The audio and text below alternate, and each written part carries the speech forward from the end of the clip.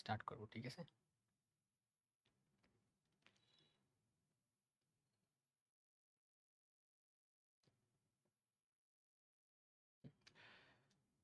আসসালামু আলাইকুম চাকরি প্রত্যাশী ভাইয়া এবং আপুরা, সবাই কেমন আছেন?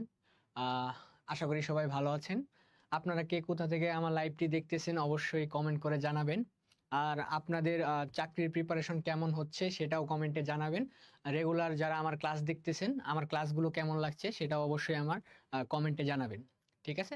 তো আজকের প্রতিদিনের মতো আজকেও আমাদের টপিক হচ্ছে দৈনন্দিন বিজ্ঞান এবং প্রযুক্তি। আমার প্রিভিয়াস ক্লাসগুলো যারা দেখেছেন তারা জানেন আমি একটা জিনিস, একটা কোশ্চেন ডিটেলসে বোঝানোর ট্রাই করি যাতে আপনাদের জিনিসটা ভালোভাবে মনে থাকে, ঠিক আছে?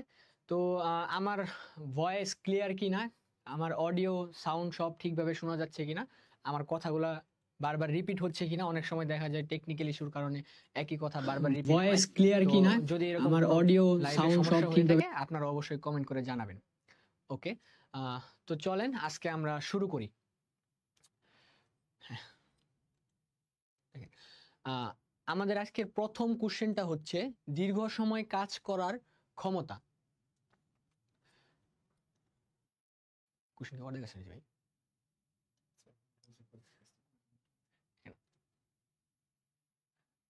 দেখেন, নিচের কোনটি সিস্টেম সফটওয়্যার? আচ্ছা, গতদিন আমি যে আপনাদেরকে বলেছিলাম কম্পিউটার যে পদ্ধতিতে আসলে চলাফেরা করে, ঠিক আছে, বা যে পদ্ধতি আমরা চালাই সেটাই হচ্ছে আমাদের সিস্টেম সফটওয়্যার, ঠিক আছে? বিভিন্ন ধরনের সিস্টেম সফটওয়্যার আছে। এর ভিতরে একটা হচ্ছে আমাদের ওরাকল, ঠিক আছে? এটা হচ্ছে আমাদের একটা সিস্টেম সফটওয়্যার। তো দেখেন, বাকি যে আমাদের অপশনগুলো আছে এই অপশনগুলো আসলে রিলিভেন্ট না এটার সাথে। এমএস উইন্ডোজ আছে, এমএস ওয়ার্ড আছে, ঠিক আছে? এইগুলো আসলে আমাদের বিভিন্ন ধরনের প্রোগ্রাম, যেমন একটা ফোনের ভিতরে আমরা অনেক ধরনের প্রোগ্রাম দেখতে পাই, যেমন ফটো এডিটর অ্যাপ, তারপরে ধরেন বিভিন্ন গেমস, এগুলো হচ্ছে বিভিন্ন ধরনের প্রোগ্রাম বা অ্যাপ্লিকেশন। এর সাথে অপারেটিং সিস্টেমের আসলে কোনো রিলেশন নাই, ঠিক আছে? তো অপারেটিং সিস্টেম হচ্ছে কোনটা, যেমন ধরেন অ্যাপল, আইওএস, অথবা ধরেন অ্যান্ড্রয়েড। অ্যান্ড্রয়েড ফোন বলি না আমরা, এই অ্যান্ড্রয়েড হচ্ছে ফোনের অপারেটিং সিস্টেম, ঠিক আছে? তো এইটার অপারেটিং আসলে কম্পিউটার অপারেটিং সিস্টেম কোনটা হবে? আসলে কম্পিউটারের অপারেটিং সিস্টেম হবে ওরাকল। ওকে, পরবর্তী কোশ্চেনটা আমরা দেখি। এটা হচ্ছে নবায়নযোগ্য শক্তির উৎস, ঠিক আছে? নবায়নযোগ্য শক্তির উৎসের একটি উদাহরণ হলো, দেখেন, নবায়নযোগ্য আর অনবায়নযোগ্য এই দুইটার ভিতরে আসলে পার্থক্যটা কি? এই পার্থক্যটা আমি আপনাদেরকে একটু ডিটেলসে বলে দিই, ঠিক আছে? সেটা হচ্ছে ধরেন শক্তি এর বিভিন্ন ধরনের রূপ আছে। শক্তির কয়েকটা রূপ হচ্ছে, ধরেন আলোক শক্তি, শব্দ শক্তি, এই যে আমি কথা বলতেছি এই শব্দটা, এটাও এক প্রকার শক্তি। তারপরে ধরেন বাতাস যে গতি আছে, বায়ু শক্তি। এরপর ধরেন সৌর শক্তি। কয়লার ভিতরে কি থাকে? কয়লাকে জ্বালাইলে আমরা কি পাই? তাপ পাই। তো শক্তির বিভিন্ন ধরনের রূপ আছে। এর ভিতরে কিছু কিছু শক্তির উৎস আছে যেগুলাকে আমরা বারংবার ব্যবহার করতে পারি। আবার কিছু কিছু উৎস আছে যেগুলো আমরা বারবার ব্যবহার করতে পারি না, একবার ব্যবহার করলেই ওই শক্তির যে উৎসটা আছে সেটা নিঃশেষ হয়ে যায়। যেমন দুইটা উদাহরণ দিই আমি। একটা হচ্ছে কয়লা, ঠিক আছে? আমরা অনেক সময় বারবিকিউ করি, তাই না? বা কয়লা দিয়ে রান্না বান্না করি, কিংবা কয়লা দিয়ে বিভিন্ন ধরনের জিনিস আমরা উত্তাপের মাধ্যমে, কয়লা থেকে যে উত্তাপটা তৈরি হয় সেই উত্তাপ দিয়ে বিভিন্ন ধরনের আমরা কাজ করে থাকি। তো কয়লাকে কি আমরা বারবার ব্যবহার করতে পারি? ধরেন 1 কেজি কয়লা পুড়াইলাম, এরপর কি ওইটা যে ছাই হয়ে যাবে সেটাকে আমরা আরেকবার পুড়াইতে পারবো না। তার মানে কয়লা হচ্ছে আমরা একবার ইউজ করতে পারি, একবার ব্যবহার করতে পারি, এরপরে সেটা সেই উৎসটা আর থাকে না, সেটা নাই হয়ে যায়। অপরদিকে ধরেন সূর্যের আলো, ঠিক আছে? সোলার প্যানেল জানি আমরা, সূর্যের আলোর মাধ্যমে আমরা যে বিদ্যুৎ শক্তি উৎপন্ন করি সোলার প্যানেল দিয়ে। তো সূর্যের আলো কিন্তু আমরা প্রতিদিনই ব্যবহার করতে পারি।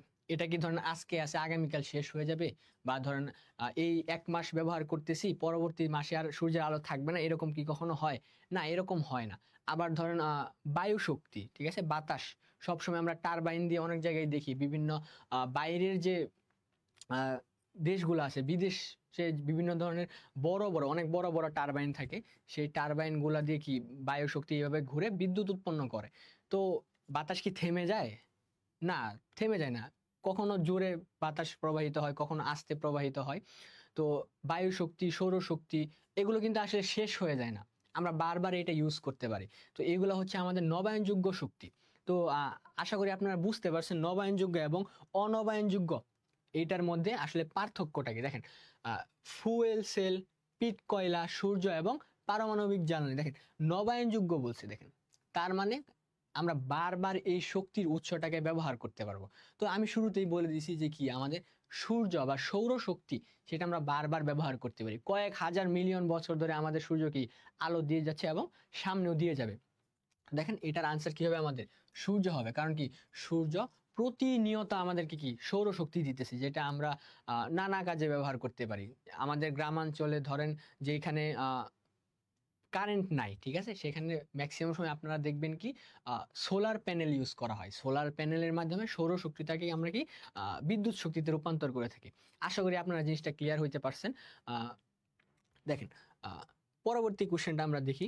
আমাদের এখানে বলছে গোধূলির কারণ কি। গোধূলি আপনারা হয়তো এই জিনিসটার সাথে পরিচিত, আবার কেউ নাও পরিচিত হতে পারেন। কারণ গোধূলি জিনিসটা আমাদের সবার কাছে একটু অন্যরকম লাগে, ঠিক আছে, কোশ্চেনটা একটু অন্যরকম লাগতে পারে, বাট এটা আসলে খুবই ইজি একটা জিনিস। গোধূলি মানে হচ্ছে আমরা বিকাল বা সূর্যাস্তের সময়, ঠিক আছে, ধরেন এখানে আমাদের সূর্য আছে, ঠিক আছে, সূর্যটা এখানে আছে। তো সূর্যের চারপাশে যা আছে খেয়াল করেন, সূর্যের চারপাশে পুরা আকাশ লাল লাল দেখা যায় অনেক সময়, ঠিক আছে। বিশেষ করে শীতকালে আমরা এই জিনিসটা দেখতে পারি যে পুরা আকাশটা লাল লাল আভায় একদম ধরেন ছড়াই ছিটাই গেছে একদম। তো এই যে যে আলোর ছড়িয়ে যাওয়া, ঠিক আছে, ছড়িয়ে যাওয়ার মানে পুরা আকাশ লালচে রূপ ধারণ করা, এটার নাম হচ্ছে আসলে গোধূলি, ঠিক আছে। তো গোধূলি দেখেন আলোর প্রতিসরণ এবং প্রতিফলন, যারা আমার প্রিভিয়াস ক্লাসগুলো করেছেন তারা জানেন আলোর প্রতিফলন এবং আলোর প্রতিসরণ এই দুইটার সাথে গোধূলির কোনো সম্পর্ক নাই। আলোর প্রতিফলনের মাধ্যমে আমরা কি আয়নাতে আমাদের নিজের ছবি বা নিজের চেহারা দেখতে পাই, কি আয়নাতে আলো প্রতিফলিত হয়ে আসে। আর প্রতিসরণ জিনিসটা কি আলো ভেদ করে চলে যায়। ধরেন একটা পুকুর আছে এখানে, এরকম একটা পুকুর আছে, পানি আছে, দেখেন আলো কি হবে, সূর্যের আলো এদিক দিয়ে আসবে এবং নিচে যদি একটা মাছ থাকে, এরকম ধরেন মাছটাকে আমরা কি দেখতে পাই। এটা হচ্ছে প্রতিসরণ। বায়ু একটা মাধ্যম, পানি একটা মাধ্যম এবং কি নিচে মাছ, এই দুইটা মাধ্যমের ভিতর আলো এসে দেখেন এইখান দিয়ে আলো আসলো, একটা মাধ্যম থেকে আরেকটা মাধ্যমের ভিতরে ঢুকে গেল, ঠিক আছে, এক মাধ্যম থেকে অন্য মাধ্যমে সঞ্চালিত হচ্ছে এখানে আলো, এটাকে আমরা বলি প্রতিসরণ। আর প্রতিফলন কি, অনেক সময় দেখা যায় রাস্তার ভিতরে যখন পানি পড়ে থাকে, ঠিক আছে, একদম চিকচিক করে, ঠিক আছে, আমরা এখানে দাঁড়ালে আমাদের নিজেদের চেহারা এখানে আয়নার মতো দেখতে পারি, এটা হচ্ছে প্রতিফলন। আলোটা কি হইলো, এখানে বায়ু মাধ্যম থেকে পানির উপরে আসলো এবং এখান থেকে প্রতিফলিত হয়ে আবার উপরে চলে আসলো, আমাদের চোখে চলে আসলো, আমাদের নিজের প্রতিছবিটা আমরা দেখতে পাচ্ছি, এটা হচ্ছে আমাদের প্রতিফলন। তো এই দুইটা ঘটনার সাথে আমাদের কি গোধূলির কোনো সম্পর্ক আছে? না, নাই, আপনারা নিজেরাই বুঝতে পারতেছেন। এখন এই যে আলোর বিক্ষেপণ, খেয়াল করেন, বিক্ষেপ বা বিক্ষেপণ এটার মানে হচ্ছে ছড়ায় ছিটায় যাওয়া, ঠিক আছে। ধরেন এখানে যদি একটা আমার হাতে যদি একটা পপকর্নের বক্স থাকে, ভুট্টা পপকর্ন থাকে, এখানে যদি আমি রাখি, এখানে যদি আগুন ধরায় দিই, এখানে তাপ উৎপন্ন হয় এবং কি ভুট্টাগুলা ছড়ায় ছিটায় যাবে, ঠিক আছে, এটাকে বলি আমরা বিক্ষেপ। এই যে সূর্য থেকে আলোগুলা আসে, এই আলোগুলা বিক্ষিপ্ত হয়, বিক্ষিপ্তভাবে পুরা আকাশে ছড়ায় যায়, এটা হচ্ছে আমাদের কি গোধূলি। তো আলোর গোধূলির সাথে গোধূলির কারণটা কি, আমাদের আলোর বিক্ষেপণ, ঠিক আছে, এটা আমাদের গ নাম্বারটা হবে আমাদের আনসার। আচ্ছা, কারা কারা গোধূলি দেখতে পছন্দ করেন, ঠিক আছে, বা কুয়াকাটা, ধরেন কক্সবাজার আমরা কি অনেক সময় সূর্যাস্ত দেখতে যাই, ঠিক আছে, ওই সময় আমরা গোধূলি জিনিসটা একদম নিজের চোখে দেখতে পারি, আমরা জিনিসটা ফিল করতে পারি। তো কারা কারা চট্টগ্রাম, কক্সবাজার বা আমাদের দক্ষিণাঞ্চল থেকে আছেন, খুলনায়, বরিশাল থেকে আছেন, আপনারা অবশ্যই কমেন্ট করে জানাবেন। ইনশাল্লাহ আপনাদের আহ ওইদিকে আমরা একদিন না একদিন যাব, ঠিক আছে। আচ্ছা, আহ, পরবর্তী কোশ্চেনটা দেখেন, আমাদের এখানে পরবর্তী কোশ্চেনটা বলছে কম্পিউটারের প্রথম প্রোগ্রামিং ভাষা কোনটি, ঠিক আছে, কম্পিউটারের প্রথম প্রোগ্রামিং ভাষা, খেয়াল করেন, বাংলা ভাষা, ইংরেজি ভাষা, ফ্রেঞ্চ, আরবি, এরকম ভাষা প্রোগ্রামিং এর ক্ষেত্রেও আছে, ঠিক আছে, যারা আমরা কম্পিউটার সায়েন্স সিএসসি ট্রিপল নিয়ে পড়াশোনা করি তারা বিভিন্ন ধরনের কম্পিউটারের প্রোগ্রামিং ভাষা সম্পর্কে জানি। তো আপনারা যারা সাধারণ লোকজন আছেন কিংবা ধরেন আর্টস কমার্স ব্যাকগ্রাউন্ডের আছেন তারা এই সম্পর্কে নাও জানতে পারেন। ঠিক আছে, তো প্রোগ্রামিং ভাষা হচ্ছে আপনি কম্পিউটারকে একটা জিনিস বুঝাবেন, ঠিক আছে, একটা জিনিস তৈরি করবেন, আপনি একটা গেম তৈরি করবেন, ঠিক আছে, তো সেটা যে ভাষার মাধ্যমে লিখবেন এবং কম্পিউটার সেটা পড়বে, ঠিক আছে, এই যে আপনার এবং কম্পিউটারের মাঝখানে যে বোঝাপড়া, এই জন্য যে আপনারা একটা ভাষা ব্যবহার করবেন সেটা হচ্ছে আমাদের প্রোগ্রামিং ভাষা।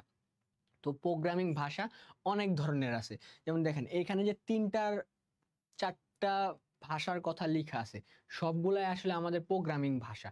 কিন্তু সর্বপ্রথম কম্পিউটারের ভাষা কোনটা এইটা এখানে চাইছে, ঠিক আছে। তো এখানে হচ্ছে আমাদের এডা, এটা হচ্ছে আমাদের সর্বপ্রথম প্রোগ্রামিং ভাষা। তো এটা হচ্ছে অ্যাডা লাভলেস এর নামানুসারে এই ভাষাটার নামকরণ করা হয়েছে। অ্যাডা লাভলেস হচ্ছে আমাদের প্রথম কম্পিউটার প্রোগ্রামার, ঠিক আছে। তো এটা অনেক আগের একটা ভাষা, বর্তমানে এটার খুব বেশি একটা ব্যবহার নাই, বর্তমানে সবচেয়ে বেশি ব্যবহার হয় C++, ঠিক আছে। তো আশা করি জিনিসটা বুঝতে পারছেন। দেখেন কোন জলজ জীবটি বাতাসে নিঃশ্বাস নেয়। আচ্ছা দেখেন, জলজ জীব বলছে তাই না, জলজ জীব কি, যারা জলে বাস করে বা পানির নিচে বাস করে। তো দেখেন পানির নিচে কে থাকে, ধরুন আমরা যদি বলি পানির নিচে একদম সাধারণভাবে জানি কি মাছ থাকে, তাই না। মাছ কি বাতাসে এসে সে নিঃশ্বাস নেয় না, মাছ কি করে পানির ভিতরে থাকে আজীবন, জন্ম থেকে মৃত্যু পর্যন্ত সে কি পানির ভিতরে থাকে, পানির ভিতরে সে শ্বাস প্রশ্বাস গ্রহণ করে। কিন্তু কোশ্চেনে বলছে কোন জীবটি বাতাসে নিঃশ্বাস প্রশ্বাস নেয়, বাতাসে, খেয়াল করেন, মানে পানি থেকে বের হয়ে এসে নিঃশ্বাস নেয় এবং পরবর্তীতে আবার পানিতে চলে যায়, ঠিক আছে। তো এটা দেখেন কি বলছে, তিমি, শুশুক, হাঙর এবং ডলফিন। দেখেন হাঙর হচ্ছে একটা মাছ, ঠিক আছে, আপনারা হাঙর অবশ্যই দেখছেন, এই যে এরকম দেখা যায়, এরকম, এই যে এরকম একটা থাকে না, এই যে এরকম একটা পানির ভিতর দিয়ে যায়, যারা আমরা বিভিন্ন ধরনের কার্টুন দেখছি কিংবা ধরেন বিভিন্ন ধরনের ছবিতে দেখছি, সেগুলো থেকে হাঙরটা এইভাবে পানির ভিতর দিয়ে যায়, তার কিন্তু নাক নাই, ঠিক আছে। তারা যে হাঙর যে বাতাসে এসে নিঃশ্বাস প্রশ্বাস গ্রহণ করবে ওই রকম অঙ্গ তার শরীরে নেই, ঠিক আছে। এখানে হচ্ছে শুশুক, দেখেন শুশুক আপনারা চিনতে না পারেন, এটা আপনারা গুগলে সার্চ দিয়ে দেখতে পারেন শুশুক জিনিসটা কি। শুশুক হচ্ছে এক ধরনের বিড়ালের মতো প্রাণী, বিড়ালের মতো, বা ধরেন সিল বলতে পারেন, ইংরেজি ভাষাটাকে সিল বলে, ঠিক আছে। দেখতে অনেকটা মাছের মতন, এই যে এরকম থাকে, বাট তারা কি, তারা বায়ুতে এসে বা বাতাসে এসে নিঃশ্বাস প্রশ্বাস গ্রহণ করে, ঠিক আছে। তারা পানিতেও থাকে, সিমিলারলি তারা কি বাতাসে বা বায়ুতে এসে নিঃশ্বাস গ্রহণ করে এবং আবার পানিতে চলে যায়। আশা করি জিনিসটা বুঝতে পারছেন। তো এটা একদম সাধারণ জ্ঞানের মতো একটা জিনিস ছিল, এটা মনে রাখা ট্রাই করবেন। আর এটা অবশ্যই কি একটা জলজ জীব যেটা আসলে কি বাতাসে এসে আমাদের নিঃশ্বাস প্রশ্বাস গ্রহণ করে, ঠিক আছে, ব্যতিক্রম ধর্মী একটা জীব। আচ্ছা দেখেন পরবর্তী কোশ্চেনটা দেখেন, বলছে পারমাণবিক বোমার আবিষ্কারক কে, তাই না। পারমাণবিক বোমা, আমার ধারণা পারমাণবিক বোমা সম্পর্কে আপনারা সকলেই জানেন। আচ্ছা পারমাণবিক বোমার নাম শুনেন নাই এমন কি কেউ আছেন, থাকলে একটু কমেন্ট করেন, জানান তো দেখি কে কে আছেন পারমাণবিক বোমার নাম শুনেন নাই। আচ্ছা আমাদের সাজ্জাদ ভাই বলছে সে পারমাণবিক বোমার নাম শুনে নাই, ঠিক আছে, খুবই দুঃখজনক একটা বিষয়, ঠিক আছে, তার জন্য এবং আমার জন্য দুঃখজনক। এখন পারমাণবিক বোমার আবিষ্কারক কে, দেখেন খুবই মজার মজার কিছু অপশন দেওয়া আছে, ঠিক আছে। দেখেন কিম জং উন, ঠিক আছে, কিম জং উন, আপনারা ম্যাক্সিমাম যারা নিউজ টিউজ দেখেন তারা জানেন কিম জং উনকে, কারো কথাই শুনে না। কিম জং উন হচ্ছে একমাত্র পৃথিবীতে ব্যক্তি, সে কারো পরোয়া করে না, ঠিক আছে, সে তার বার্থডে পার্টিতে মনে করেন পারমাণবিক বোমার বিস্ফোরণ ঘটায়, ঠিক আছে, সে হচ্ছে এরকম একটা লোক। আচ্ছা এরপর দেখেন ভ্লাদিমির পুতিন, হ্যাঁ পুতিনের নাম অনেকেই শুনছেন, সে কি রাশিয়ার প্রেসিডেন্ট, ঠিক আছে, সে রাশিয়ার ধরেন একক প্রেসিডেন্ট বলতে পারেন, ঠিক আছে, সে গত 5 থেকে 8 বছর যাবত একটানা সে নিজেই প্রধানমন্ত্রী, নিজেই মনে করেন সর্বা আর কি, ঠিক আছে। আচ্ছা এরপর দেখেন ডোনাল্ড ট্রাম্প, ঠিক আছে, সবচেয়ে মজার লাগে আর কি, তার চেহারাটা আসলে একটু ফানি টাইপ, ডোনাল্ড ট্রাম্প। আচ্ছা, এই তিনজনের একজনেও আসলে কি এই আমাদের পারমাণবিক বোমার আবিষ্কারক না, কারণ তারা কি বিজ্ঞানী না। বিজ্ঞানীরা আসলে এইসব বোমা টোমা আবিষ্কার করে, যেহেতু আবিষ্কার কথাটা এখানে বলা আছে, দেখেন আবিষ্কারক, তারা সবাই রাষ্ট্রপ্রধান। এখানে যাদেরকে দেখতেছেন, কিম জং উন, ডোনাল্ড ট্রাম্প, ভ্লাদিমির পুতিন, তারা সবাই বিভিন্ন দেশের আসলে রাষ্ট্রপ্রধান। বাট একজন আছে ওপেন হাইমার, দেখেন এই যে ওপেন হাইমার, এই যে এই ব্যক্তিটা আসলে একজন পদার্থবিদ ছিলেন, তিনি আসলে পারমাণবিক বোমার আবিষ্কারটা করছেন। আচ্ছা, তিনি আসলে পারমাণবিক বোমার আবিষ্কার মানুষের ক্ষতির জন্য করেন নাই। এই যে দেখতে পাচ্ছেন বিভিন্ন ধরনের রাষ্ট্রপ্রধান নিজেদের ক্ষমতা প্রদর্শনের জন্য আসলে কি এই পারমাণবিক বোমাটার ব্যবহার করছেন। আচ্ছা, সর্বপ্রথম পারমাণবিক বোমার কোথায় কোন দেশে করা হয় আপনারা সবাই জানেন, জাপানের হিরোশিমা এবং নাগাসাকিতে সর্বপ্রথম পারমাণবিক বোমার বিস্ফোরণ ঘটানো হয়। এরপরে থেকেই জাপান সারেন্ডার করে এবং কি যুক্তরাষ্ট্র একক আধিপত্য নিয়ে জাপানের উপর শাসনটা শুরু করে। আচ্ছা, ওপেন হ্যাইমার, ঠিক আছে। আপনারা যারা মুভি টুভি দেখেন, বেশিরভাগ সময় যারা মুভি দেখতে পছন্দ করেন, তারা এই নামটা নিয়ে পরিচিত। এই নামটা অবশ্যই পরিচিত হওয়ার কথা, কারণ ক্রিস্টোফার নোলানের নাম যারা শুনছেন, অনেক বিখ্যাত একজন পরিচালক, তিনি এই পারমাণবিক বোমার উপর একটা মুভি বানাইছেন যার নামই হচ্ছে ওপেন হাইমার। আশা করি জিনিসটা আপনাদের মনে থাকবে, ঠিক আছে। মুভিটা দেখতে পারেন, অনেক ভালো একটা মুভি, আমি নিজে দেখছি, one of the best movie বলতে পারেন আমার দেখা। আচ্ছা, কারা কারা মুভি দেখতে পছন্দ করেন অবশ্যই কমেন্টে জানাবেন, আর আপনাদের ফেভারিট মুভি কোনটা সেটাও জানাবেন। আমি দেখব কোন কোন মুভি আমার দেখা উচিত বলে আপনারা মনে করেন, সেটাও কমেন্ট করে জানাবেন। আচ্ছা দেখেন, এরপর স্নেহ জাতীয় পদার্থের অভাব, দেখেন দেখেন স্নেহ জাতীয় পদার্থের অভাবে, দেখেন আচ্ছা এই কোশ্চেনটা একটু ভুল আছে, আশা করি পরের কোশ্চেনে যাই আমরা। দেখেন, কোন প্রাণী কোন প্রক্রিয়ায় কার্বন ডাই অক্সাইড তৈরি করে। দেখেন, আমি একদম প্রথম যে ক্লাসটা সেখানে বলছিলাম মানুষ বা প্রাণী বাতাস থেকে অক্সিজেন গ্রহণ করে এবং কার্বন ডাই অক্সাইড নিঃশ্বাস প্রশ্বাসের মাধ্যমে কি বের করে দেয়। আচ্ছা, এই যে প্রক্রিয়াটা নিঃশ্বাস গ্রহণ এবং প্রশ্বাস ত্যাগ, অথবা উল্টাটা প্রশ্বাস গ্রহণ নিঃশ্বাস ত্যাগ, যেটাই হোক, অক্সিজেন গ্রহণ হয় এবং কি কার্বন ডাই অক্সাইড মানুষের দেহ বা প্রাণীর দেহ থেকে বের হয়। আচ্ছা, এটা কেন হয়? এটা একটা তো রিজন লাগবে, একটা তো কারণ লাগবে, তাই না? এটার কারণটা হচ্ছে আসলে শ্বসন। দেখেন, শ্বসন হচ্ছে শক্তি তৈরির একটা প্রক্রিয়া। শক্তি ছাড়া কোনো কিছুই চলে না, ঠিক আছে। শক্তি ছাড়া কোনো কিছুই চলে না। আপনি ভাত খান, বার্গার খান, খিচুড়ি খান, ডাল খান, যাই খান, সব কিছু খাওয়ার মূল উদ্দেশ্যটা কি? আমাদের শরীরে শক্তির যোগান দেওয়া।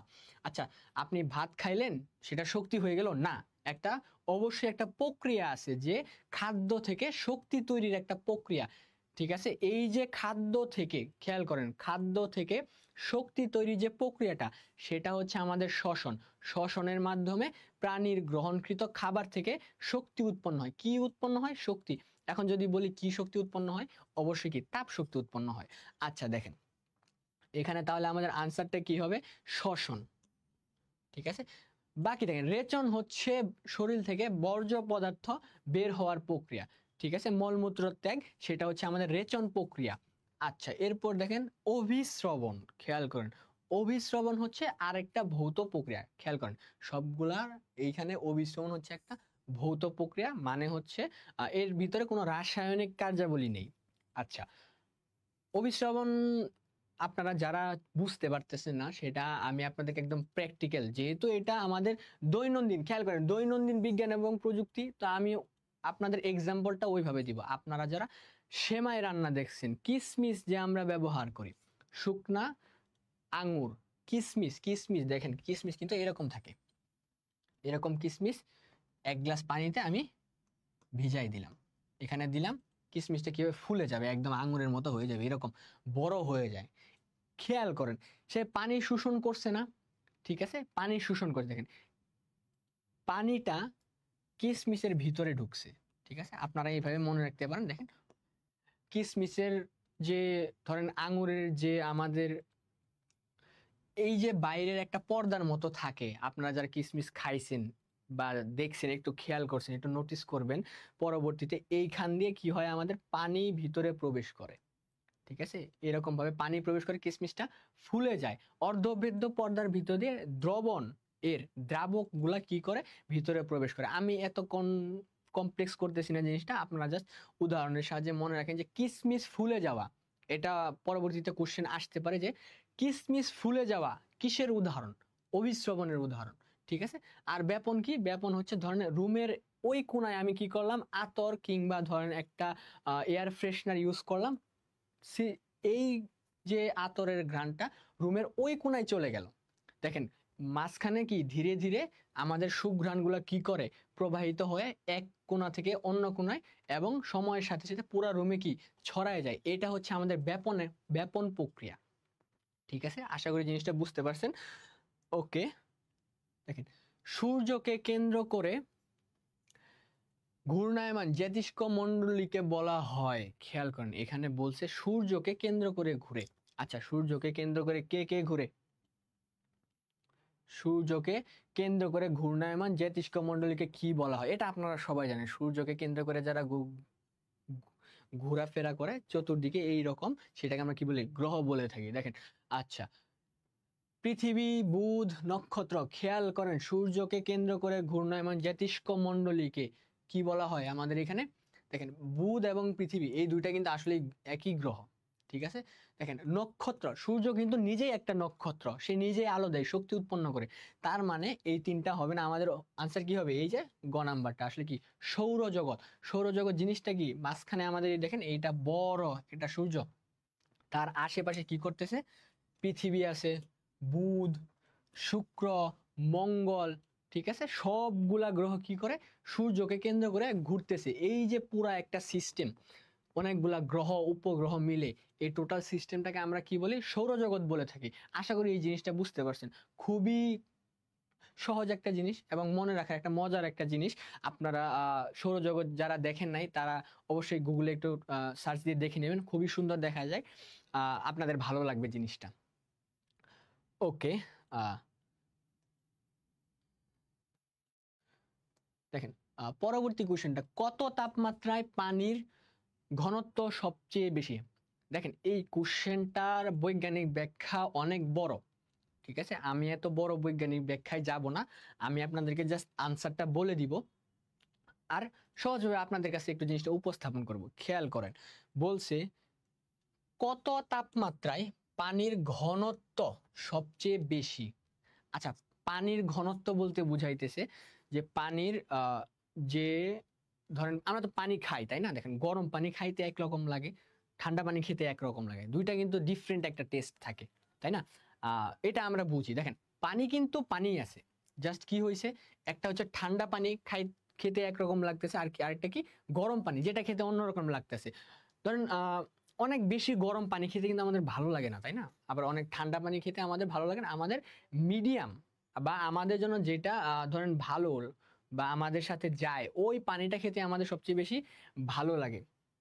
তো এটার আনসার হবে 4 ডিগ্রি সেলসিয়াস বা 4 ডিগ্রি সেলসিয়াস। খেয়াল করেন 4 ডিগ্রি সেলসিয়াস। এর এইদিকে ধরেন কমতেছে, পানি কমতেছে ধরেন 3, 2, 1, 0, এবং এইদিকে ধরেন বাড়তেছে 5, 6, 7। দেখেন এই রিজিয়নে, ঠিক আছে, 4-এর থেকে যখন কম থাকে তখন পানিটা দেখেন আস্তে আস্তে কি হবে, পানির ভিতরে বিভিন্ন ধরনের বন্ধন থাকে, ওই বন্ধনগুলো সংকুচিত হতে শুরু করবে এবং পানির ঘনত্বটা কমে যাবে। এবং পরবর্তীতে 4-এর পরে যখন আসে, তাপমাত্রার কারণে বন্ধনগুলো প্রসারিত হতে থাকবে, সেই ক্ষেত্রেও আসলে আমাদের পানির যে ঘনত্বটা সেটা কমে যাবে, কিন্তু একমাত্র 4 ডিগ্রি, খেয়াল করেন 4, 1, 2, 3 এবং 4, এই 4 ডিগ্রি সেলসিয়াসে পানির ঘনত্বটা সবচেয়ে বেশি থাকে। এটা অবশ্যই মনে রাখবেন, ঠিক আছে, এটা খুবই গুরুত্বপূর্ণ একটা কোশ্চেন, পরবর্তীতে আপনার এক্সামে আসার সম্ভাবনা অনেক অনেক অনেক বেশি, ঠিক আছে। আচ্ছা, দেখেন শূন্য ঘরের চেয়ে, এখানে আমাদের কি বলছে, শূন্য ঘরের চেয়ে লুক ভর্তি ঘরে শব্দ কম হয় কারণ, তার মানে হচ্ছে ধরেন আপনি একটা রুমের ভিতরে আছেন, বড় একটা রুম, ঠিক আছে, সেখানে আপনি কথা বলতেছেন, আরেকটা হচ্ছে সেম রুম কিন্তু অনেক বেশি মানুষ, ঠিক আছে। তো কোথায় শব্দের কম হবে, খেয়াল করেন শব্দ কম হবে কোথায়, ধরেন যারা অডিটোরিয়ামে গেছেন, বিভিন্ন ধরনের অডিটোরিয়াম থাকে, ইনডোর অডিটোরিয়াম, তো সেখানে গিয়ে ধরেন একটা জোরে একটা শব্দ করলেন, ঠিক আছে, সেই শব্দটা বারবার শুনতে পাবেন, প্রতিধ্বনি হবে, কিংবা ধরেন কেউ নাই এরকম একটা শুনশান নীরব একটা ঘরে আপনি কথা বলতেছেন, দেখবেন ভয়ানক একটা শব্দ হয়, অনেক জোরে শব্দ হয়। অপরদিকে একটা ক্লাসরুমের কথা চিন্তা করেন, যে ক্লাসরুমে 30 জন স্টুডেন্ট বসে ক্লাস করতেছে, সেখানে আপনি বসে কথা বলতেছেন, ঠিক আছে, সেখানে কিন্তু আপনার সাউন্ডটা শোনা যাবে না। যারা টিচার আছে অনেক সময় বলে, এই বাচ্চারা থামো, চিল্লাচিল্লি করো না, ক্লাস থেকে বের করে দিব। কেন বলে? কারণ হচ্ছে যখন সবাই মিলে কথা বলে বা একটা রুমে যখন অনেক বেশি লোক থাকে, তখন যখন আপনি কথা বলেন, আপনার যে শব্দটাকে বের হয়ে ছড়ায় ছিটায় যায়, বিভিন্ন জায়গায় শোষিত হয়ে যায়। আমরা অনেক সময় স্টুডিওতে দেখেন, আমরা যারা ক্লাস নেই তারা কি করে, স্টুডিওতে বিভিন্ন ধরনের ফোম লাগায়, যাতে শব্দটা শোষণ হয় এবং প্রতিফলিত না হয়। যদি প্রতিফলিত হয় সেই ক্ষেত্রে শব্দটা অন্যরকম শোনা যায়, একো হয়, বারবার একই ধরনের শব্দ হয়। যেমন অনেক বড় একটা মাঠে আপনারা অনেক সময় যদি জোরে কথা বলেন, hello hello hello hello hello, এরকম ভাবে কি 3বার বা 4বার আমরা শব্দটা শুনতে পাই। যদি সেম মাঠে দুইটা ফুটবল খেলা হয়, একটা ফুটবল খেলা হয়, অনেক বেশি মানুষ থাকে, আপনি সারাদিন চিল্লালেও কিন্তু আপনার কণ্ঠ বা কথা কেউ শুনতে পারবে না। এর কারণ হচ্ছে শব্দটা শোষিত হয়ে যায়। খেয়াল করেন, শূন্য ঘর নীরব থাকে না, লোক ভর্তি করে মানুষের শোরগোল হয় না, এটা হবে না। খেয়াল করেন, এইটাও হবে না। শূন্য ঘরে শব্দের শোষণ কম হয়, হ্যাঁ খেয়াল করেন, শব্দ কম হয়। শূন্য ঘরের চেয়ে লোক ভর্তি ঘরের শব্দ কম হয়। একটু ভালোভাবে কোশ্চেনটা একটু ভালোভাবে আপনারা খেয়াল করেন, এখানে বলছে শূন্য ঘরে, খেয়াল করেন, শূন্য ঘরের চেয়ে লোক ভর্তি ঘরে শব্দ কম হয়। এই গ নাম্বার আর ঘ নাম্বার, গ এবং ঘ, এই যে দুইটা কোশ্চেন আছে, সরি এই যে দুইটা আনসার আছে, এই দুইটার সিমিলার। খেয়াল করেন, আপনি যদি মাথা ঠান্ডা রাখতে না পারেন, কোশ্চেন আনসার করার সময় যদি মাথা ঠান্ডা রাখতে না পারেন, তাহলে এই যে এই জায়গায় আপনি ভুল করবেন। খেয়াল করেন, আমি যেটা বলতেছি যে আপনার ভুল করার চান্স কোথায়, দেখেন, শূন্য ঘরে শব্দের শোষণ বেশি হয়, শূন্য ঘরে শব্দের শোষণ কম হয়। খেয়াল করেন, একই রকম শোনা যাচ্ছে বা একই রকম দেখা যাচ্ছে, যদি আপনি সঠিকভাবে এখানে নোটিস না করেন, আপনি সঠিক আনসারটা রেখে ভুল অপশনটা দাগানোর সম্ভাবনা অনেক বেশি। তো শূন্য ঘরের চেয়ে লোক ভর্তি ঘরে শব্দ কম হয়। খেয়াল করেন, একটা জিনিস যদি কেউ খেয়ে ফেলে, সেটা ধরেন বাড়ার কোনো সম্ভাবনা আছে না। ধরেন আপনার কাছে এক বোতল জুস আছে, সেটা আপনার 3-4 জন বন্ধু বান্ধব খেয়ে ফেলে, সেটা তো শেষ হয়ে যাবে। তেমনি শব্দ যদি শোষিত হয়ে যায়, সেই ক্ষেত্রে শব্দ কি হবে না, জোরে শোনা যাবে না। তো এটার আনসার কি হবে, শূন্য ঘরে শব্দের শোষণ কম হয়। বুঝতে পারছেন, শব্দ যত বেশি শোষিত হবে, সেই শব্দ আমরা সব তত কম শুনতে পাবো। আশা করি জিনিসটা বুঝতে পারছেন।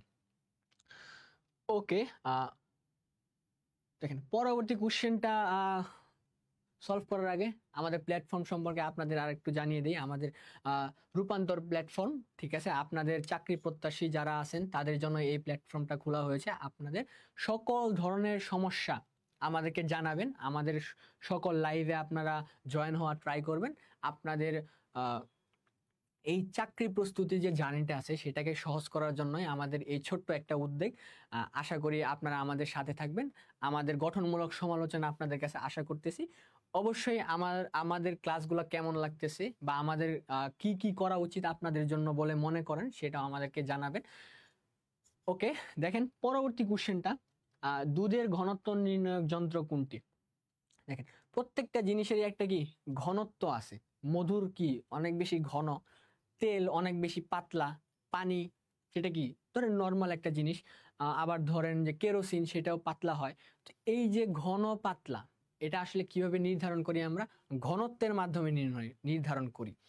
তো প্রত্যেকটা জিনিসের ঘনত্ব নির্ণয় করার জন্য আলাদা আলাদা বিভিন্ন যন্ত্র আছে বা ইনস্ট্রুমেন্ট আছে। তো দুধের ঘনত্ব নির্ণয় করার জন্য আমরা যে যন্ত্রটা ব্যবহার করে থাকি সেটার নাম হচ্ছে ল্যাক্টোমিটার।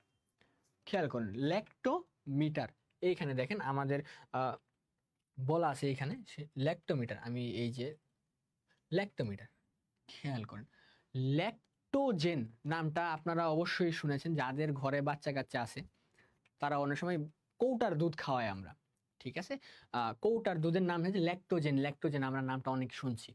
তো এইভাবে আমরা মনে রাখতে পারেন যে ল্যাক্টোজেন থেকে ল্যাক্টোমিটার, যেটা দিয়ে আসলে কি দুধের সাথে রিলেটেড, তাই না? ল্যাক্টোজেন, ল্যাক্টোমিটার দুধের সাথে রিলেটেড। তো ল্যাক্টোমিটার দিয়ে আমরা কি করি, দুধের ঘনত্ব নির্ণয় করি। আচ্ছা, গ্র্যাভিমিটার, ম্যানোমিটার এবং পাইরোমিটার এগুলো হচ্ছে আলাদা আলাদা যন্ত্রপাতি, এগুলো আপনাদের লাগবে না। এগুলা নিয়ে আপনারা টেনশন করবেন না। তো দুধের ঘনত্ব নির্ণয়ের যন্ত্র হচ্ছে ল্যাক্টোমিটার, খুবই পপুলার একটা কোশ্চেন, আশা করি পরবর্তীতে আপনাদের মনে থাকবে। দেখেন দুধ, ল্যাক্টোজেন, সেখান থেকে আমাদের কি ল্যাক্টোমিটার। ওকে, পরবর্তী কোশ্চেনটা দেখেন, কোন মাধ্যমে শব্দের গতি সবচেয়ে বেশি? দেখেন এই কোশ্চেনটা হুবহু আসছিল, এর আগের বার আমি সলভ করে দিছি। রেল লাইন নিয়ে একটা উদাহরণ দিয়েছিলাম যে লোহা বা যে মাধ্যমের ঘনত্ব বেশি সেটার ভিতর দিয়ে আমাদের শব্দ সবচেয়ে বেশি দ্রুত চলাচল করে, তাই না? দেখেন এটা কি হবে, কঠিন পদার্থ, শূন্যতায়, তরল পদার্থ এবং বায়বীয় পদার্থ। দেখেন শূন্যতায়, শূন্যের ভিতরে আসলে সব কোনো মাধ্যম নাই, তাই না? শূন্যের ভিতরে কি কোনো মাধ্যম আছে? না, শূন্যের ভিতর দিয়ে শব্দ চলাচল করতে পারে না। তার মানে কি, ধরেন আপনার এবং আমার মাঝে যদি একটা ভ্যাকুয়াম তৈরি করা হয়, গ্লাস দিয়ে আটকায় দেওয়া হয়, ভিতরে কিছু নাই, সেক্ষেত্রে আমি যতই চিল্লাচিল্লি করি আপনারা কিন্তু কিছু শুনতে পাবেন না। তার মানে শূন্যের ভিতরে শব্দের গতি কত? শূন্য। শূন্যের ভিতরে শূন্য। আচ্ছা, বায়বীয় পদার্থ এবং তরল পদার্থ, দেখেন আমি কি বলছি, ঘনত্ব, মাধ্যমটা যত বেশি ঘন সেখানে শব্দের বেগও কি তত বেশি। তো এখানে দেখেন বায়বীয় পদার্থ যদি আপনারা রেফারেন্স হিসেবে ধরে রাখেন, বায়বীয় পদার্থ থেকে তরল পদার্থ বেশি ঘন, তার থেকে বেশি ঘন কি কঠিন পদার্থ। তার মানে হচ্ছে এখানে কঠিন পদার্থের ভিতরে আপনাদের শব্দের বেগটা সবচেয়ে বেশি হবে। আশা করি জিনিসটা বুঝতে পারছেন, খুবই সহজ একটা জিনিস ছিল এবং এটা আমি এর আগেও কয়েকবার আলোচনা করছি। তো কারা কারা এই কোশ্চেনের আনসারটা জানতেন অবশ্যই কমেন্ট করে জানাবেন, দেখি আমার ক্লাস এর আগে কে কে করেছেন, কমেন্ট করে জানান। ওকে, দেখেন বহুমূত্র রোগের ক্ষেত্রে কোন হরমোনের দরকার হয়? দেখেন কোশ্চেনটা একটু ইন্টারেস্টিং। দেখেন অনেক সময় আপনারা চাকরির পরীক্ষায় দেখবেন যে কোশ্চেনটা ইজি, আনসার আপনি জানেন, সঠিকভাবে দাগাইছেন, কিন্তু আপনি যদি একটু নোটিস করেন কোশ্চেনটা আসলে একটু অদ্ভুত। খেয়াল করেন, এখানে বলা হয়েছে বহুমূত্র রোগে কোন হরমোন দরকার। খেয়াল করেন এখানে যেটা আনসার দেওয়া আছে, আনসার আপনারা জানেন। দেখেন আনসার আমি একটু পরে বলি, তার আগে খেয়াল করেন। আচ্ছা, বহুমূত্র রোগের ক্ষেত্রে কোনটি দরকার, তার মানে এইখানে যেটা আছে সেটা দিলে বহুমূত্র রোগ হবে, এটাই তো মিন করতেছে কোশ্চেনে। আসলে না, আসলে এরকম না। এইটা হচ্ছে কোনটির অভাবে বহুমূত্র রোগ হয়, এটা এই কোশ্চেনের সারমর্ম হচ্ছে কোন হরমোনের জন্য বহুমূত্র রোগ হয়। কিন্তু কোশ্চেনটা উপস্থাপন ওইভাবেই হয়েছে, তার মানে হচ্ছে এখানে যে হরমোনগুলো আছে এগুলা দিলে আসলে আমাদের বহুমূত্র রোগ হবে। ওকে, বহুমূত্র রোগ নামটা আপনাদের কাছে অপরিচিত হতে পারে, কিন্তু মোটেও অপরিচিত না। আমি আপনাদেরকে এটার ইংরেজি বলে দেই, তাহলে আপনারা বুঝতে পারবেন। বহুমূত্র মানে হচ্ছে ডায়াবেটিস। ডায়াবেটিস, দেখেন ডায়াবেটিস এর আগেও আমি অনেকবার আলোচনা করেছি। ডায়াবেটিস ডায়াবেটিস ডায়াবেটিস কিডনির কারণে হয় নাকি কিসের কারণে ডায়াবেটিস হয়? ডায়াবেটিস, গ্লুকোজ, তারপর ধরেন ইনসুলিন, এগুলো নিয়ে অনেক বেশি আমি আলোচনা করেছি, তাই না? কারা কারা এই কোশ্চেনের আনসারটা বুঝতে পারছেন বা আপনাদের গেস করেন, দেখি আপনাদের গেসিং পাওয়ার কেমন, কমেন্ট করে জানান এটার আনসার কি হতে পারে, দেখি কে সঠিক আনসারটা দিতে পারেন। ডায়াবেটিস রোগটা হলে আমাদের কি হয়, বারবার যাদের বাসায় ডায়াবেটিসের রোগী আছে দেখবেন বারবার তারা প্রস্রাবের যে একটা সমস্যা, বারবার তাদের ওয়াশরুমে যাইতে হয়, তাই না?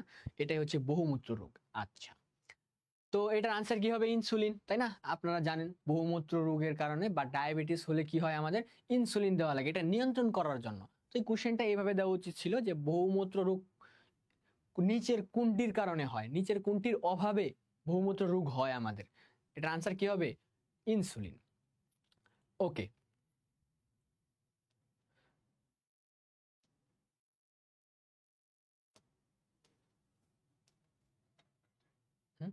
তো দেখুন আশা করি আমাদের আজকে লাইভটা আপনাদের ভালো লাগছে। ঠিক আছে, আজকে আমরা খুবই অল্প পরিমাণ কোশ্চেন নিয়ে আলোচনা করেছি। সামনের দিনগুলোতে আমরা আরো বেশি কোশ্চেন নিয়ে আলোচনা করব। তো দেখেন প্রাইমারি শিক্ষক নিয়োগের বিগত সালের যে কোশ্চেনগুলো আছে, বিশেষ করে আমাদের দৈনন্দিন বিজ্ঞান এবং প্রযুক্তি রিলেটেড বা দৈনন্দিন বিজ্ঞান এবং প্রযুক্তির ভিতরে যে কোশ্চেনগুলো আছে আমাদের জীবন সম্পর্কিত, দেখেন যে কোশ্চেনগুলো আমি প্রতিদিন আলোচনা করতেছি, আমার ক্লাসগুলো যারা রেগুলার করতেছেন তাদের আমি কি করতেছি, একদম ধরে ধরে একদম ধরে ধরে আপনার সাথে সম্পর্ক করাই দিতেছি। ঠিক আছে, যাতে আপনি জিনিসগুলো না ভুলেন। দৈনন্দিন বিজ্ঞান ও প্রযুক্তি কোনো মুখস্থের বিষয় না। ঠিক আছে? আপনারা যত বেশি নিজের জীবনের সাথে এইটা রিলেট করতে পারবেন, তত ইজিলি এই জিনিসগুলো আপনারা মনে রাখতে পারবেন, তাই না? তো আশা করি আপনাদের এই ক্লাসটা ভালো লাগছে, ঠিক আছে? আপনারা পরবর্তী ক্লাসগুলোয় আমাদের সাথে অবশ্যই জয়েন করবেন। আপনাদের মূল্যবান মতামতের অপেক্ষায় আমরা থাকতেছি। অবশ্যই ট্রাই করবেন রেগুলার আমাদের ক্লাসগুলো অ্যাটেন্ড করার, যাতে করে আপনাদের বাসায় তেমন প্রেশার না হয়। আমি বলে দিতেছি, আপনি অন্যান্য টপিকগুলো নিয়ে নিজেকে প্রেশার করেন, কিন্তু দৈনন্দিন বিজ্ঞান এবং প্রযুক্তি রিলেটেড যত কোশ্চেন আছে সেগুলো আমাদের উপর ছেড়ে দেন। কিভাবে আপনাকে পড়াই দেওয়া লাগে সেটা আমরা দেখব। আমাদের উপর বিশ্বাস রাখেন, ইনশাল্লাহ আপনার পরবর্তী যে চাকরির পরীক্ষা আছে সেটার ভিতরে 1টা 2টা থেকে 10টা থেকে 100টা হোক 1000টা হোক, যতগুলা দৈনন্দিন বিজ্ঞান এবং প্রযুক্তি রিলেটেড কোশ্চেন আছে আপনি নির্দ্বিধায় আনসার করে আসতে পারবেন। সবার আগে এই কোশ্চেনগুলো আপনি আনসার করতে পারবেন। আশা করি আমাদের আজকের লাইভটা ভালো লাগছে। অবশ্যই আপনাদের বন্ধু বান্ধবদের জানাবেন এবং আপনাদের চাকরির যে পরীক্ষাগুলো আছে সেগুলোর প্রিপারেশন অবশ্যই ভালো